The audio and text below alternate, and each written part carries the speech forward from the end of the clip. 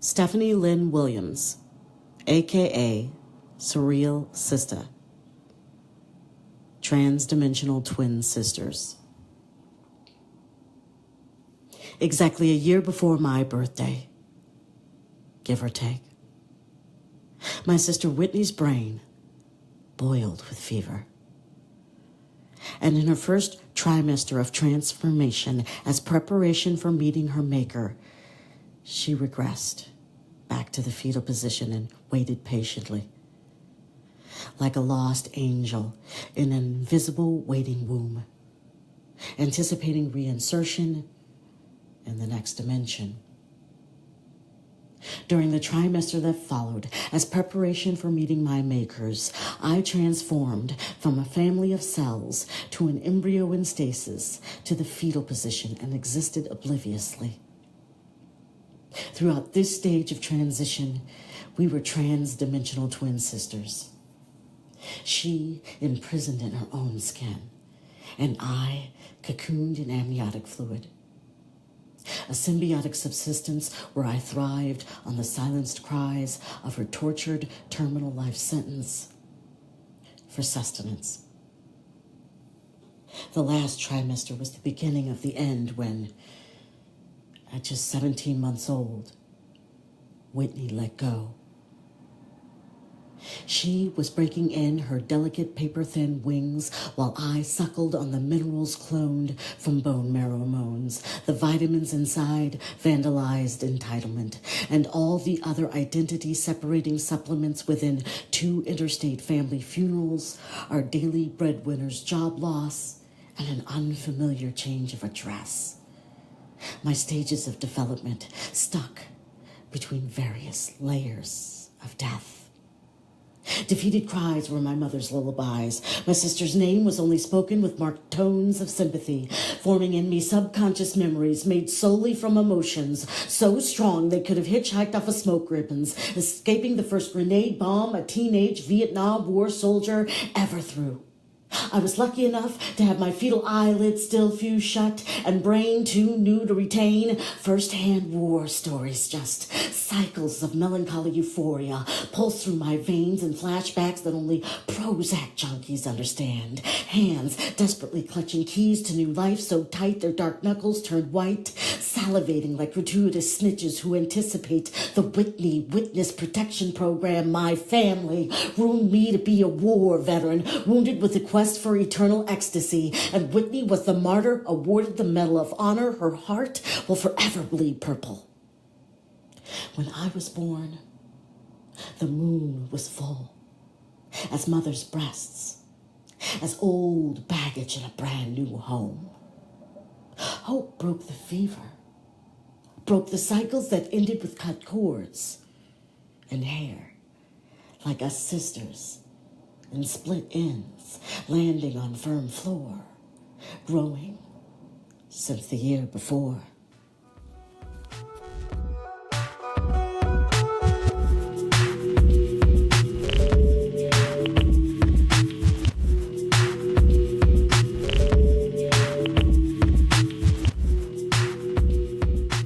The Blasian sensation is back.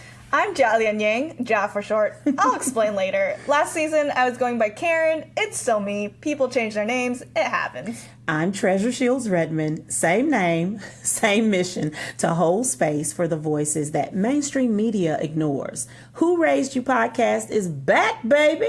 And better than ever. We're the 2018-2019 Startup Competition winners for the Arts and Education Council of St. Louis. They gave us $10,000 and office space to transform the Who Raised You podcast into the Who Raised You Listening Collective. This year, we're creating a digital audio archive to combat our region's historical amnesia. We're bringing together artists, poets, and change makers of all kinds to record stories of ordinary wisdom. Stories by citizen sound agents coming to a city near you. Stay tuned at whoraisedyou.podcast.com. In the meantime, enjoy season 2 of Who Raised You podcast, a traveling conversation between Jialian Yang and Treasure Shields Redmond as we explore how culture, family, and intersecting identities pave our way toward liberation. We want to know, Who raised you? Dig deep. We're finding our roots. Today, Who Raised You podcast goes to Oakland, Treasure's old stomping grounds. We visit Marvin K. White, a Facebook statistician, workshop facilitator, and poet who has books published by Redbone Press. Hennessy in hand, we went to Black queer theologian Marvin K. White's house to discuss the theological implications of the slay mother herself, Beyonce.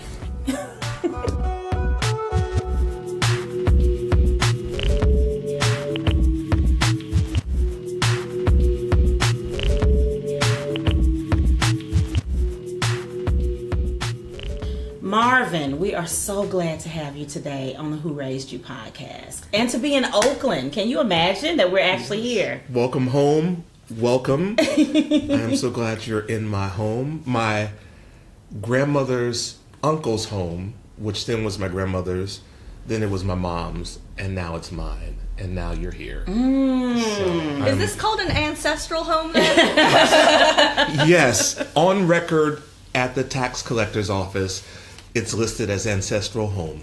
Wow. No, it's not. That's. I just have this voice. Right. When I lie. Yes. Well, I actually, you know what? From now on, I'm just going to call it ancestral home in my mind. I like that. Marvin is someone who is not from St. Louis, you may be able to tell. And the Who Raised You podcast usually focuses on artists, activists, organizers who are from St. Louis, the surrounding metro, because we kind of want to tell the stories of flyover country. Yeah. But there is a St. Louis connection. So recently, you and I had a conversation on the corner of Arsenal and Kings Highway. No, Arsenal and Grand, when you were in St. Louis. Yes. Why were you there? I was there as a part of an immersion course for the school I was attending, Pacific School of Religion, and we did an immersion course to Called the Black Lives Matter immersion course. the Black Lives Very Matter. straightforward in Yes. terms of subject matter. Yes, and we were there to be co-students with students at Eden and also participate in a Moral Monday protest and understand what was happening on the ground in Ferguson, both as a political event, but also as a prophetic event, what was going on in the spirit. And also for me as a poet, what was going on in the language and how it was being framed, and what does it mean to get to the scene of a crime before the news gets there so we can actually control the story. So we can tell what happened spiritually, what happened poetically, what happened, politically, and what does it mean to get there. And so we learned a lot about narrative, about spirit, about community organizing, about trauma, about joy, and how to think about this, as a prophetic and as a spiritual event. So I was there for that. Beautiful. Yeah. And can you tell us a little bit about where you grew up and how that influenced what you were seeing? Yeah. So I grew up here in Oakland, in North Oakland, Bushrod, Northside Oakland, North Pole. I don't know what these. I wish you could see these gestures I was making. They're kind of vague. These hands. These hands are being thrown up. Right. We'll take pictures. Yes. All Oakland public schools, Peralta year-round school, which was one of the first year-round schools in the country, Claremont Middle School, and then Skyline High School. And I give that story because my siblings all went to Oakland Tech. And I couldn't go to Tech because I wasn't an athlete. And my family is legacy athletics. So I would walk in and they would hand me a ball and I would go, well, No, that was a wordless gesture. Yeah. Right. He was just like, what am I supposed to do with this? And that happened continually. And when it was time for high school, I was like, I can't do this for, this kind of expectancy that I was supposed to perform athletically. And so I went to Skyline. So because you are in what birth order? So there are 5 of us. It's 2 boys, a girl, and then I'm the fourth, and then I have a younger sibling. Oh, so you guys are the babies. Yes. And how far apart are you from the youngest? We're all 2 years apart. 2 years apart. Yeah. And the only other the other interesting part of our family is my mom wanted 12 kids. Okay. And my dad figured that out after 5 and left. You know.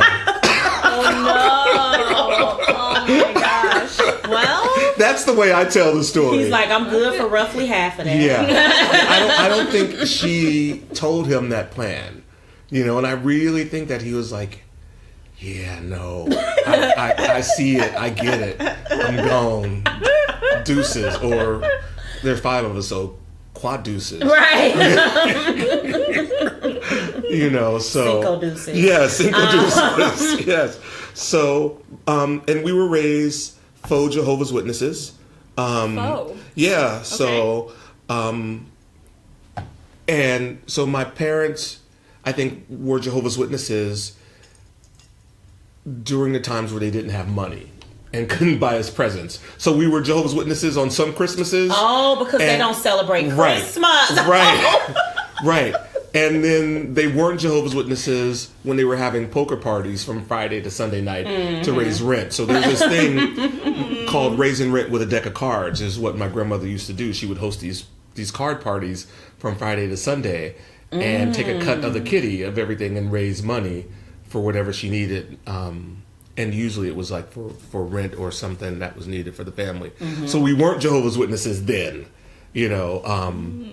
When we were teenagers, we were more Jehovah's Witnesses because my mom was then a single black woman and needed a father figure that was omnipresent and always looking and always watching. And, you know, so we were at the Kingdom Hall Sunday, Thursdays, and then book study and Bible study on Wednesdays for a while. And I think the end of the world had been predicted at least once in our lifetime.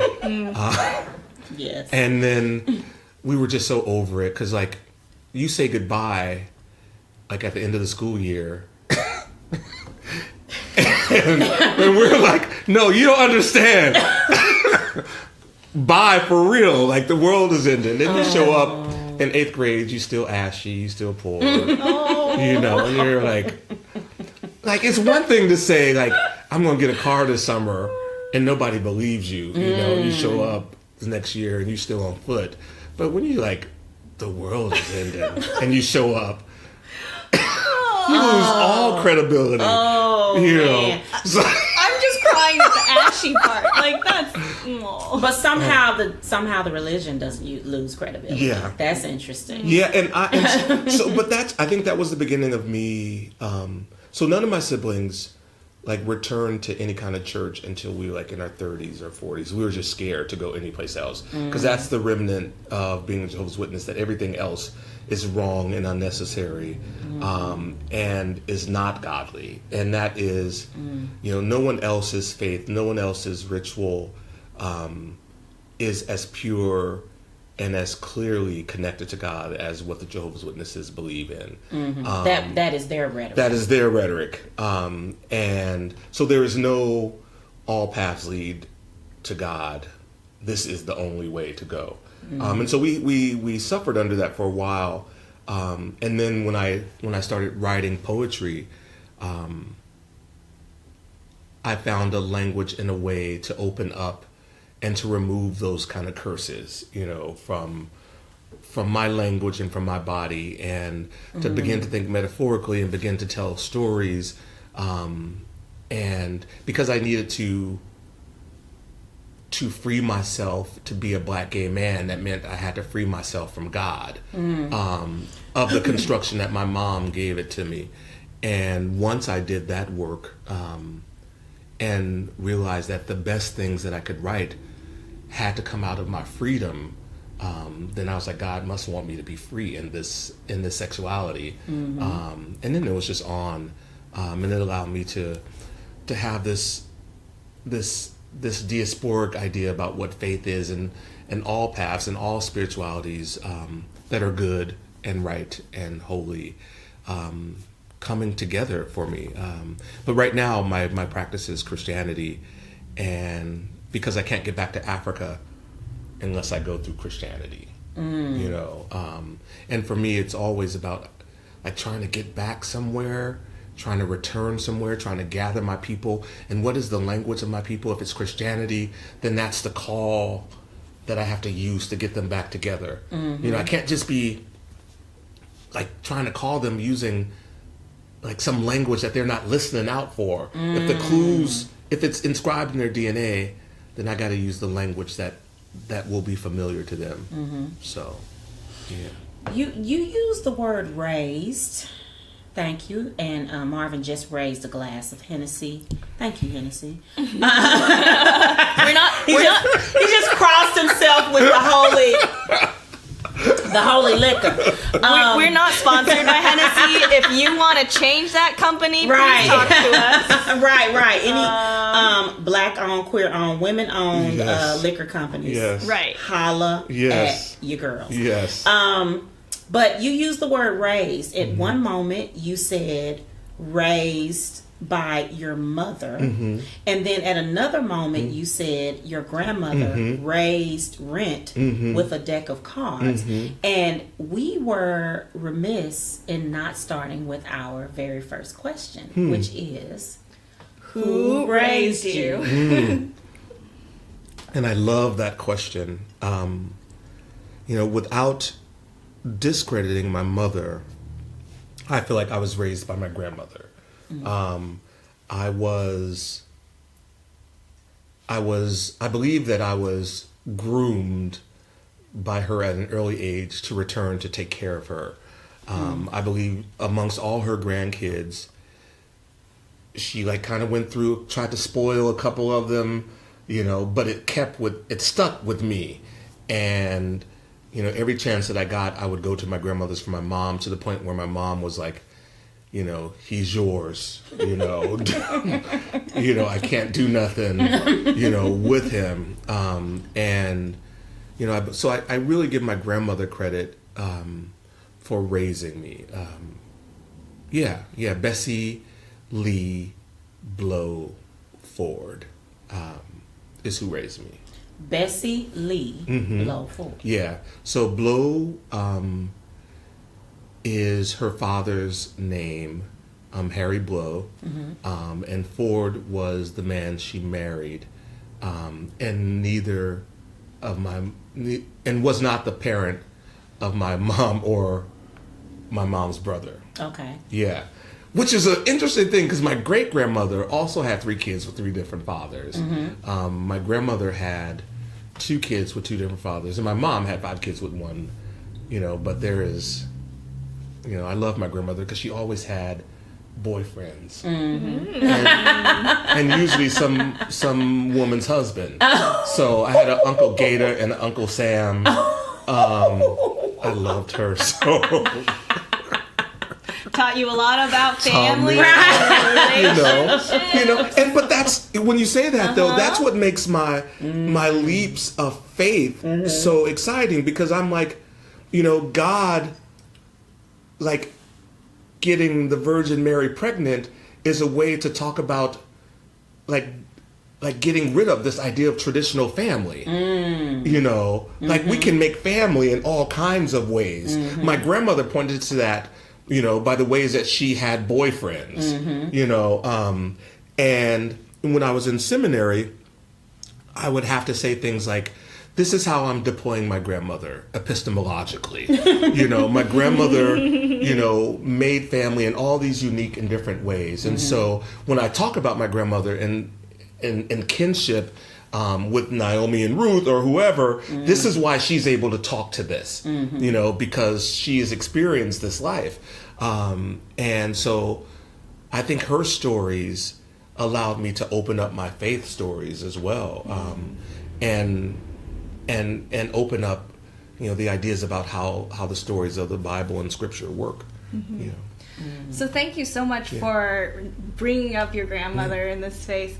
I'm curious because people talk about a lot of names for God. So I'm really curious for you, what are the different names of God that you most love to think about, and how, if at all, has your relationship with your grandmother influenced those names? Wow. You know, God who one gets a washing machine out of, God who is the PG&E bill payer, God who is the watched pot never boiled. I think about, the ways in which we were, the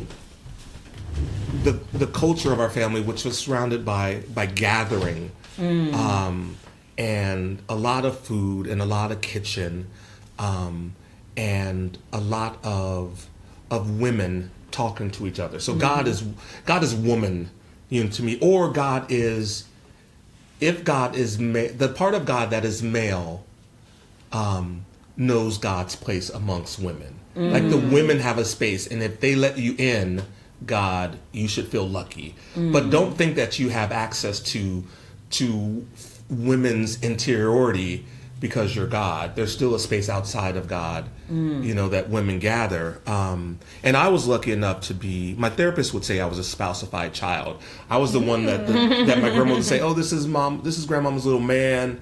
So I had the title without all the rights and powers and privileges. So it messes you up a little bit, but at the same time, it gives you an intimacy with women. And so when it was time for me to take care of her, like change her wounds, change her diapers, hand feed her, and make decisions about end of life, stuff, I knew her body. There are a couple questions I had. Like I had to call my girl Nancy's like, how does that work in there? You got really incarnation. But I think about God, I don't know, not as a name, but as a circumstance, as a way. When we lived in public housing, the way I think about public housing, it's usually the world thinks about public housing as a place where women are relegated to. I think my mom wanted to raise black children amongst other women and chose public housing because that's the only place where you could do that. Because you couldn't have two incomes, so there could be no men and no fathers in public housing. So my mom chose to raise her kids amongst other women. I think that was a spiritual, and God visited that space, and it wasn't godless. And so, there's the God of public housing, and there's the God of women who decide to choose to raise their children among other women. And even when I think about like the sex workers in a time where, like, I don't know if sex work has always been bad, and I need to know this more, but my mom was in relationship with the sex workers. Like they were like the front line, and they knew who was coming. And so my mom had to be in relationship with them and often folded them in to the village when they were hurt or needed to hide or in recovery from something or trying to get out. And so I don't know if that answers like what the name of God is. It does. Okay. Yeah. So you've named a lot of circumstances under which you've seen divinity and sacredness happen. And at the center of it all is black women. Yes. And that's something that me and Treasure constantly talk about, where our guests, we don't prompt them at all. They'll talk about black women being central to their raising. We're mindful that later on this evening we're going to be meeting with Adrienne Walker of Black Women Over Breathing, and just really kind of thinking about the importance of black women in making a lot of amazing things in people that we should be thankful for. Related to that, earlier me and Treasure were talking about Beyoncean Theology that you came up with, and all your brilliance as a Facebook statistician. Yes. We have some ideas. One idea might be for you to read this post out loud. I have it in my hands right here. Or for Treasure to, but either way, for us to somehow react to that and for us to hear from you what you were thinking and all of that. No, he must read it. I would love to read it. Let's do Proclaim it. a Lectio Divina. Yes. So I read it, and then Treasure reads it, and then we talk about it. Okay. So let's do a Beyoncean Lectio. Yeah. Yep. Because I slay. Yes. Maybe this status from Sunday, February 12th, 2017 will have to do if this sermon will have to do if this sermon for Sunday does not come through with a quickness. Somewhere it is happy hour. Let me just go ahead and play fast and loose with a pop theology, a Beyoncean theology, if you will. There is no time for overthinking Beyonce's performance. It happened. She slayed, and the power of a pop hermeneutics of suspicion, stay with me, and the whiskey, shows Beyonce offering her body on the Last Supper table. She took the seat at the head of the table. She made it a birthing chair. She said, do not only remember his dying, but the circumstances of his birth. Remember who he came through. There is no salvation without women. Do you remember being born? Do you remember the last time you were hungry? Do you remember the last time you thought your last supper was your last? Do you remember any last thing getting on my last nerves, or this, the last time we decide the contributions of and the healing of and the remembering of women's powers happens on that table? She asked, if you want to know where women were in the meal, they probably prepared it. Actually, her performance reimagines the foretelling of Christ's pending death and resurrection, reimagines his impending slaying of life and death. Her performance speaks of the incarnation not as God becoming a man, but as God becoming a uterus, becoming a woman to give birth to the God self. Beyonce puts the story not in the mouths of men gorging themselves off of the fixings of women, hanging on every cross word coming out of Jesus' mouth, and not on the bread and wine, but puts the story, a new account of the Gospels, a new Eucharist in the mouths of women. A Beyoncean institution of the fellowship table makes the claim that Jesus was saying, this is no longer about me. It's about my mama. This is about women knowing that under patriarchy, there is never the Last Supper. Do this in memory of the Mother God, the one who all life comes through. Beyond bread and wine, remember the birth and the afterbirth. Hashtag, even Adele worships at the Beyoncean temple. Hashtag, I did a shot every time Adele thanked Beyonce. Hashtag, and then Beyonce, and then the Beyoncean miracle, 2 white women wish that Beyonce was their mother. Hashtag, theological slay. That is some small print. Right. Yes, and I'm gonna have to get my glasses. Let me zoom it in for y'all. Thank you for making it through. Okay. Oh, it doesn't zoom. Oh well. I'm very excited for this Lectio Divina. Maybe you can tell everyone about a little bit what your worship services have been like. Yeah. Because we're about to do some work, and we're modeling this Yes. for everyone. Right. Yes. I'm thinking about what the new church looks like, and like Treasure said earlier, our job is to create a vessel for the things we love, and I don't think I can gather my people if I'm not doing it with the things that I love to do. You know, I know if I cooked, people would come, and writers, I think, are looking for a space to make their writing sacred. And so I'm thinking about a sacred space for writing and ritual, and how do we make writing a ritual act so writers aren't out there by themselves and giving it over to institutions like academia, but actually their work being made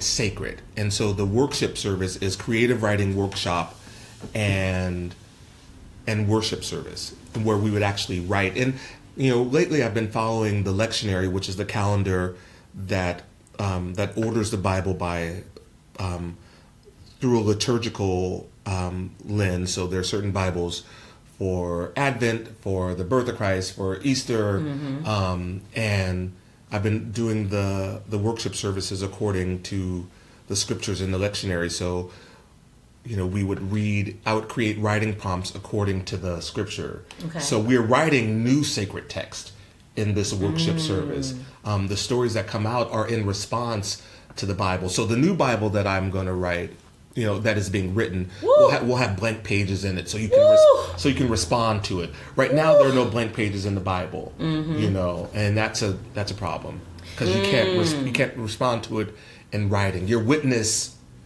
there's no written witness testimony, you know, and that's what writers in a writer's church is. That was subversive AF. The new Bible that I'm going to write. Look. Right. We had to raise a drink. Yeah. So do they get the prompts prior? No. Do they write during the service? Yes. And do people get to share what they've written? Yes, that is. Wow. That is so important. Okay. That it is not a passive church experience.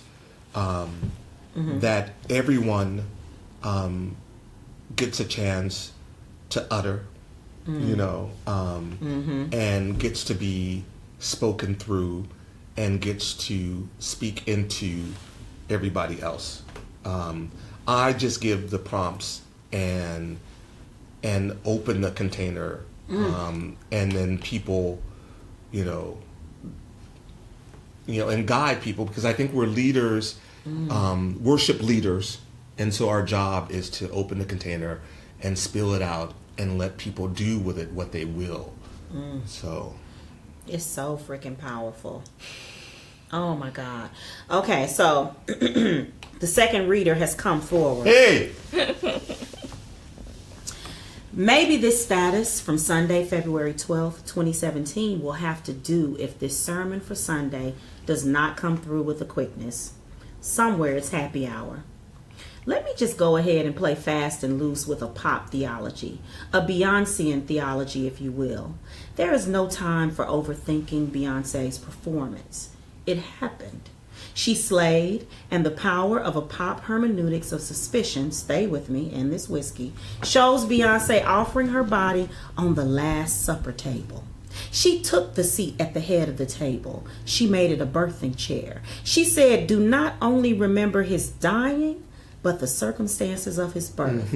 Remember who he came through. There is no salvation without women. Do you remember being born? Do you remember the last time you were hungry?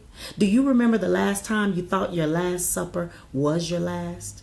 Do you remember any last thing getting on my last nerve, or this, the last time we decide the contributions and the healings of and the rememberings of women's powers happens on that table?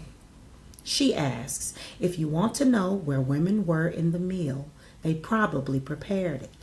Actually, her performance reimagines the foretelling of Christ's pending death and resurrection, reimagines his impending slaying of life and death.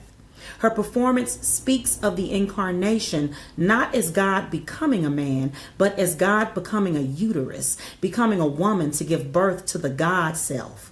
Beyonce puts the story not in the mouths of men gorging themselves off of the fixings of women, hanging on every cross word coming out of Jesus's mouth, and not on bread and wine, but puts the story, a new account of the Gospels, a new Eucharist, in the mouths of women. A Beyoncean institution of the fellowship table makes the claim that Jesus was saying, this is no longer about me. It's about my mama. This is about women knowing that under patriarchy, there is never the Last Supper. Do this in memory of the Mother God, the one who all life comes through. Beyond breath, bread, and wine, remember the birth and the afterbirth.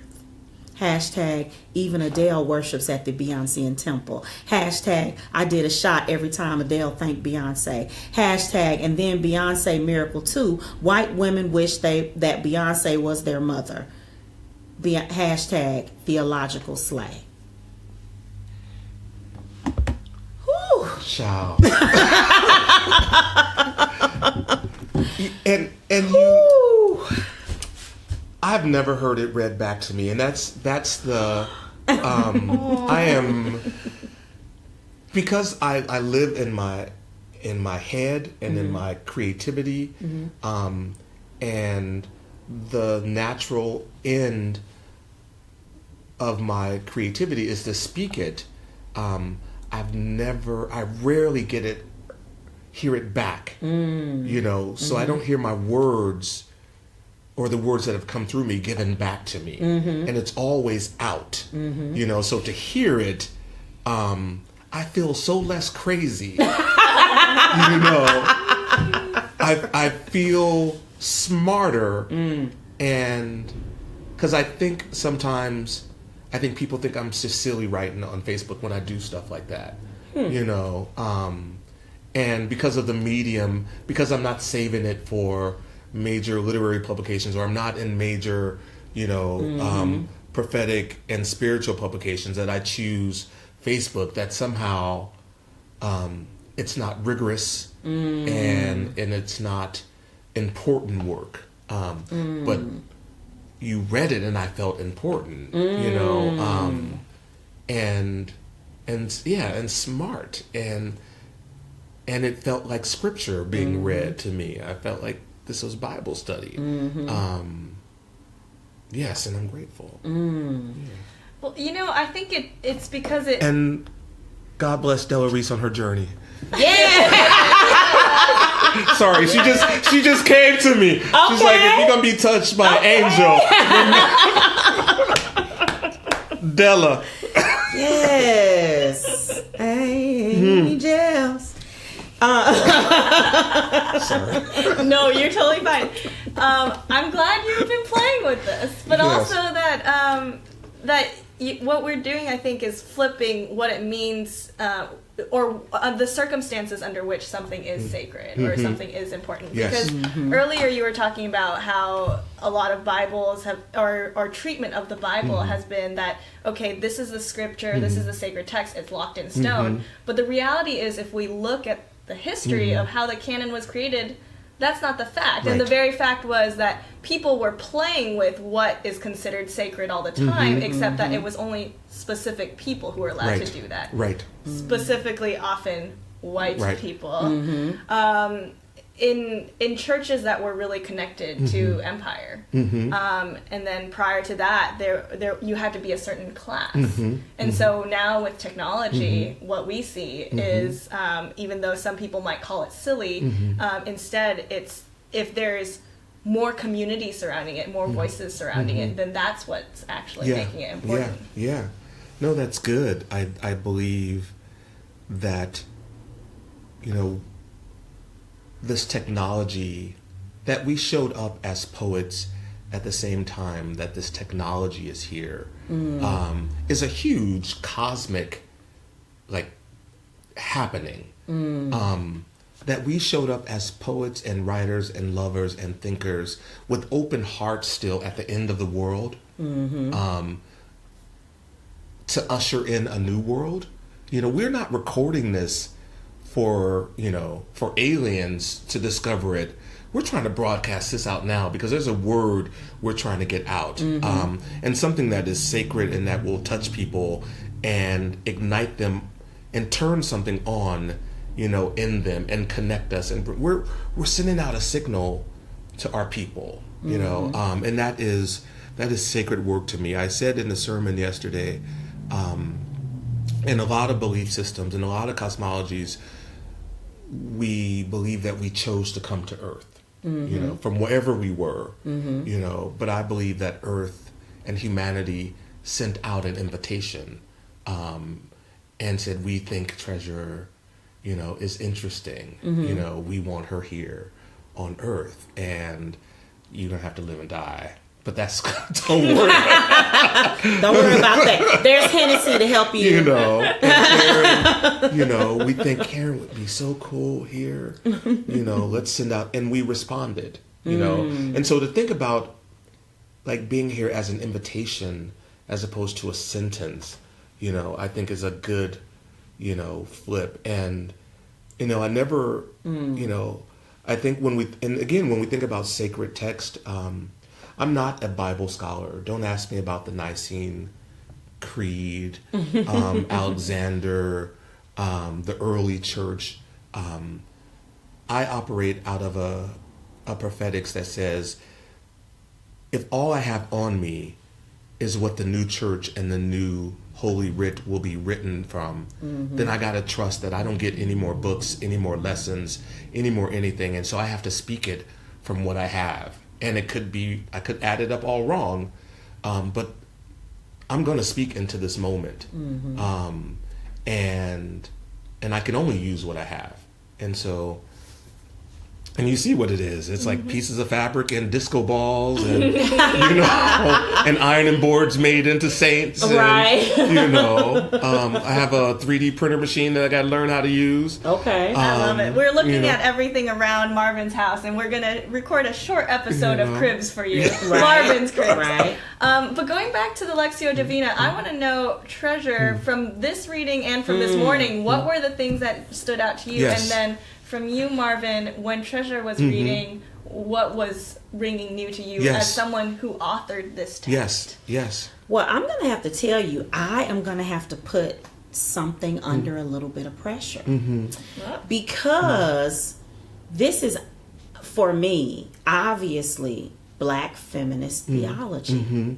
And Black feminism says,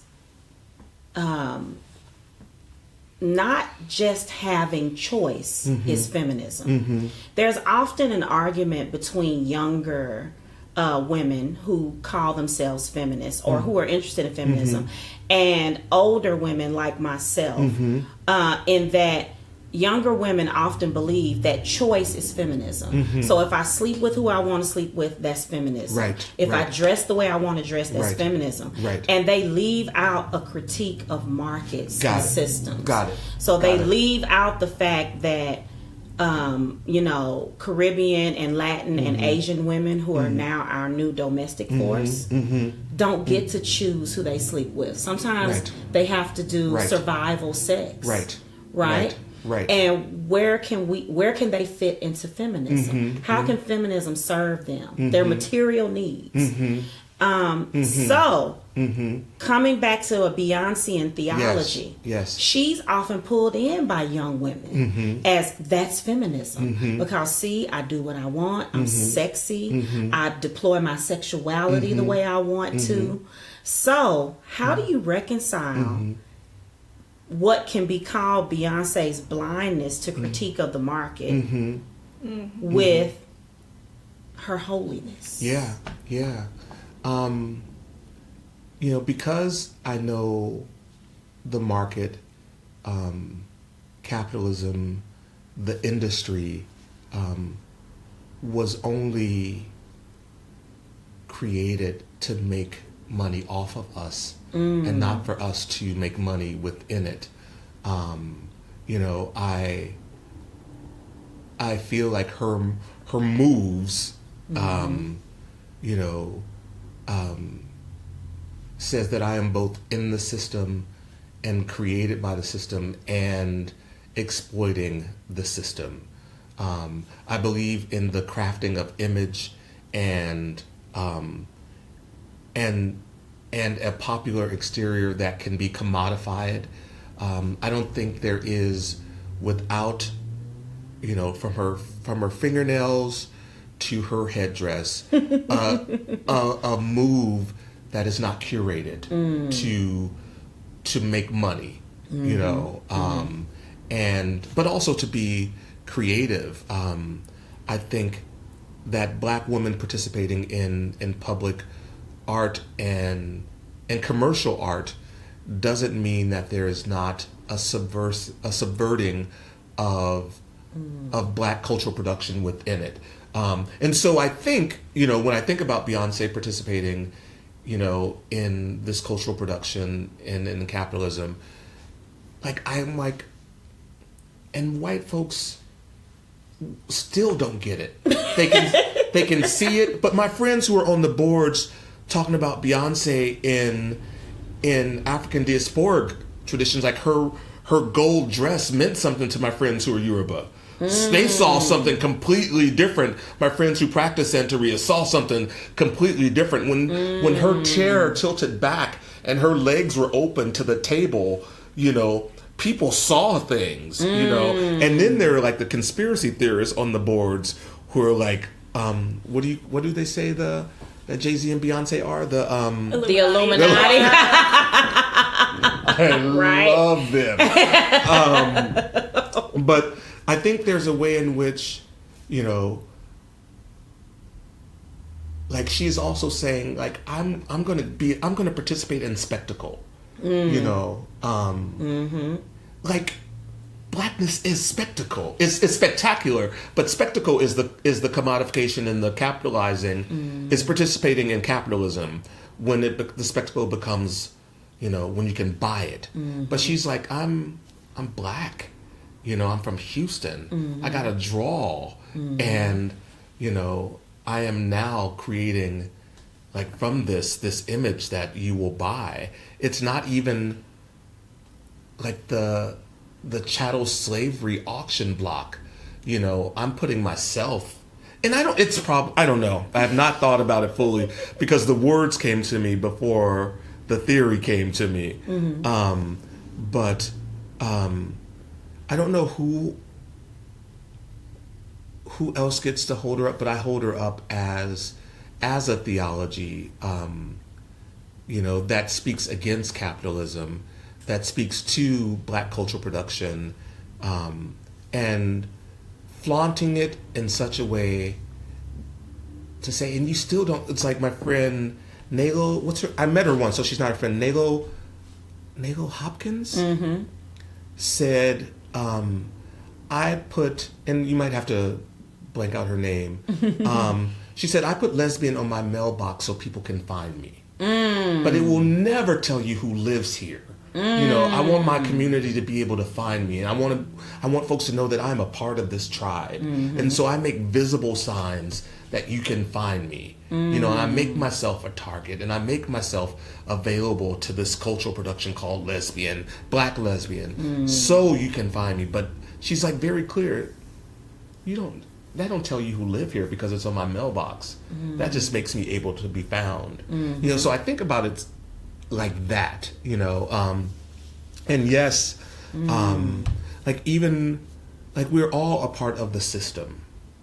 If you have a social security number, a driver's license, applied for a grant or a job, had a background check, had a loan, got a ticket, we're all working within the system. And whether that system is the academy or the entertainment industry as a system, like we're all in it, and are we holding up the system? Are we dismantling the system? Are we learning how the system works and transforming it, or at least extracting from it as much as it is extracting from us? But all that to say, I don't know. Well, and I think what you were touching on is that really it's tricky because there's one kind of way of thinking that says, if you're talking about something and you see something good in it, then everything about it you said is good. And I think even theologians think that way, or people of faith, there's very binary thinking of like, okay, I subscribe to this sacred text, or I believe some things in it, and therefore everything must go. Right. Or even the reverse, everything must be thrown away. But part of what I was thinking is that in writing the status itself, you were giving meaning to what you saw. Yeah. And that in itself is like, okay, Marvin put his Marvin stamp on it.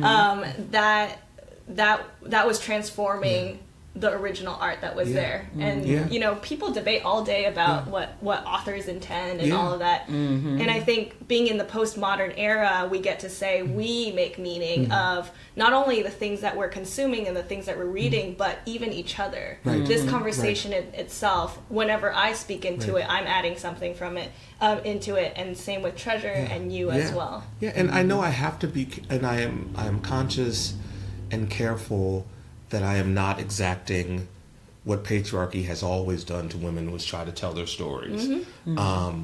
And I looked at that and I'm like, there is something else happening on these Grammy Awards. And let me try to put both take the wind out of the Bible and Christianity, and also like add a sacredness to this pop expression. And the best way for me to do that is to blow it all the way up, and make it sacred text. And to think of pop as ritual and as sacred goes against, there are faith traditions that like we don't watch TV We don't wear skirts. We don't wear makeup. You know, we don't even play instruments in our worship service. Right. We don't play with gods. You know, we don't put crowns on our heads, you know, or wear all this ornamentation or move in certain ways. And you know, I just wanted that to be a divine moment. Yeah. You know, and I love that same night, you know, I think Adele won some award that everyone thought Beyonce was going to win. And she was like, that she should have won. Yes. And Adele was like, Beyonce should have won this. And then the two hosts, like Tina Fey and the woman Tina Fey, always like host were like, I wish Beyonce was my mother. So I love to hear two white women saying that. And then I think, because I was thinking about the ways in which black women have been. Right. Like, here's I'll show you a picture. He's getting up. He is getting a picture for us to see. Sounds really metallic in there. I know, what? Oh. This is a scale. This is not a picture. And it's a photo of my great-grandmother holding white children that she raised. Oh. And so this is about the weight of that. Dang. You know. Oh, wow. And then photo. So we're gonna take a picture for you all, but on the scale, you know, there's usually all these lines out where it almost looks halo-like, and I'm sure you did that on purpose because you do so many things with intentionality.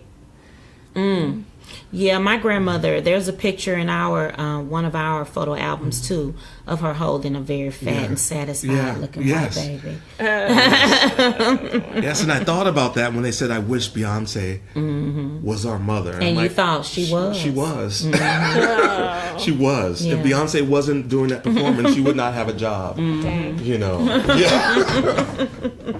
So, Treasure, do you have anything to speak back, or have we really exegeted this text to however much we're going to do today? You know what? This text is unexegetable. Okay. It is so rich and layered that it would take many more bottles of Hennessy for us to get to the kernels.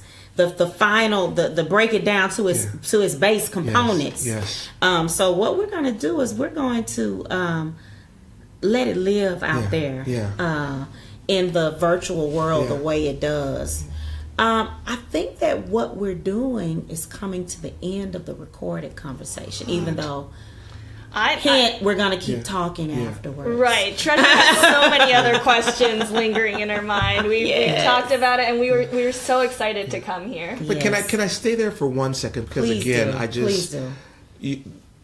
To hear it back and to even have the pressure applied to it is just huge to me. You know, because people don't critique the work on Facebook because it's like those professors in seminary who said, you know, a good paper is a done paper, you know, and I think people don't know that there's a rigor that I actually construct and write and pain over some of the statuses to get to this place. So to hear it in this setting, to hear it read back, to hear it critiqued, to hear it, you know, to hear it questioned, you know, means that there is something in it, you know. Oh, yes. And so a like, and I know like the system of Facebook, a like, I have to figure out what a like and a love and a frown or a tear, you know, those mean, right? You know, because people don't usually, and I get a lot of,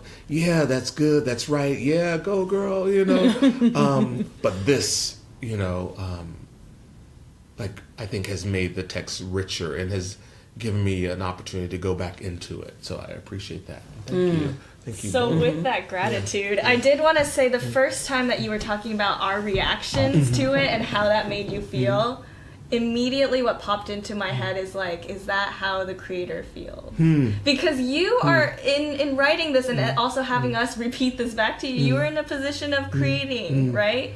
And there is this saying, you know, we are made in the image of God. And so for us to speak it back to you in a way is to bring meaning back into that and bring it to life. Yeah, I love that. You know, I love the process the God in process, the process theology God, that cannot even become God until we call God's name. God is not sitting around being God. God only becomes God when we call God. God is not sitting around rehearsing, with these rehearsed tears. God responds for the first time when we cry out to God. And so, when we read and respond to what is supposedly God's word, God is like, I wrote that. I said that. And what do your tears mean? And the little hearts. And I got to rise up to that occasion. I'm that God. Damn. They think a lot of me after all that shit I've done. Floods, pettiness, locusts, kill people. They think of me like this? Shit. God rubs God's goatee. Right. As Marvin rubs his. God takes a shot of Henny. Right. Yes. So we conclude with questions for listeners. What are the questions in our minds? I think one of the questions in my mind is, in what ways are you creating? And in conversation with others who bring that creation alive. Yeah. Yeah. I think another question I would ask how do you bring out the theology in the ordinary? What is it in your everyday material lived existence that you're finding holiness in? Yeah. And if you are as far as your people's story has ever gotten, how are you responsible for telling that story? This, the three of us, is as far as our stories have gotten in our family's history. So what are we required to do, knowing that we hold that? And what does that, how does that propel us to do something different? And how can our listeners support you? That's something that we... My Venmo... No. You're Go well, there. no, hold on. Go there because A, reparations. B, Right, hello. B, on your Facebook statuses Yes. as a professional Facebook statistician, Yes. you put your PayPal, Venmo, and Cash App Yes. tithes and offerings. Yes. So explain that a little bit and then say your handle. Yeah. I don't know them. I'll have to find them. Unfortunately. But I do believe that I am having church. And I liken Facebook to old time radio church. And I think, I want to give people the opportunity to sow into this ministry. Yes, sow a seed. If they have been moved, have been inspired, something has been sparked in them, even if they say, hell, I could have wrote that. My work is done, for you to see the divine in your ordinary. Because this is just, I'm writing from what I have laying around and what I saw on TV. And you should be doing the same. And if it brings you to that, or brings you into creation just by participating in my madness that I'm putting out, and you appreciate that, show it. And rarely, do people give, but sometimes they do. I was at a fundraising conference once, and people got to be asked. People got to know that you're willing to accept. What's the word? Remunerations, Support, payment, love, help, yeah, appreciation, and, high fives, and when you're us, and people don't think that you need help because you're so creative and so generative, and so now we're doing this thing and this thing. People don't know that we need help. I've always felt like even at Kavikanam, I've always felt like I came in through the side door, and not through the front door. Okay. That I felt like I've not had mentors. My mentors died. Who should have been my mentors, during the AIDS pandemic, and the ways that that a fuller-bellied Marvin would mean more, more posts and more things. So, but because of the way I show up in the world, I don't think people think, I wonder if Marvin needs anything, So this is like me, like beginning to make that available if folks want to, because you're supposed to. People don't know unless you know what to give unless you ask them, or give them an opportunity to. So we're giving them an opportunity to now. Yes. And so what is that Venmo? He said you gotta look it up. Yeah. I was scrolling through all my Facebook. If you don't find it right Yes. now, Marvin, we promise you we'll put it on our website. Yes, and it's on my website, MarvinKWhite.com. That's the best That's way. it, Okay. MarvinKWhite.com. Go to MarvinKWhite.com Yes. to read more brilliance. Yes. There's some photography on there. Is that correct? I have everything. Everything. I have everything Speaking on there. is on I have, there I have as sermons well. on there. I have artwork on there. I have the calendar on there. And it's growing. I have recordings,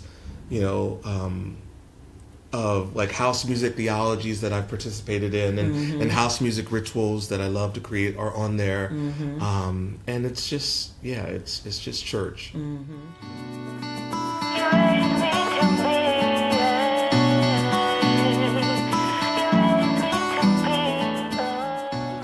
Thank you for listening to the Who Raised You podcast, a storytelling project brought to you by the Who Raised You Listening Collective, featuring media by artists of color in the St. Louis region. To support us, rate and review Who Raised You podcast on every platform. Visit whoraisedyoupodcast.com to book us for speaking and consulting on arts and storytelling projects. While you're on whoraisedyoupodcast.com, donate to support the Who Raised You Listening Collective. Put groceries on our table. We are the 2018 to 2019 Startup Competition winners, brought to you by your friends at the PNC Foundation and Arts and Education Council of St. Louis. They gave us an office for this year, podcasting from the Centene Center for the Arts. If you'd like to sponsor us and have us share your products and services with our audience, let's talk about it.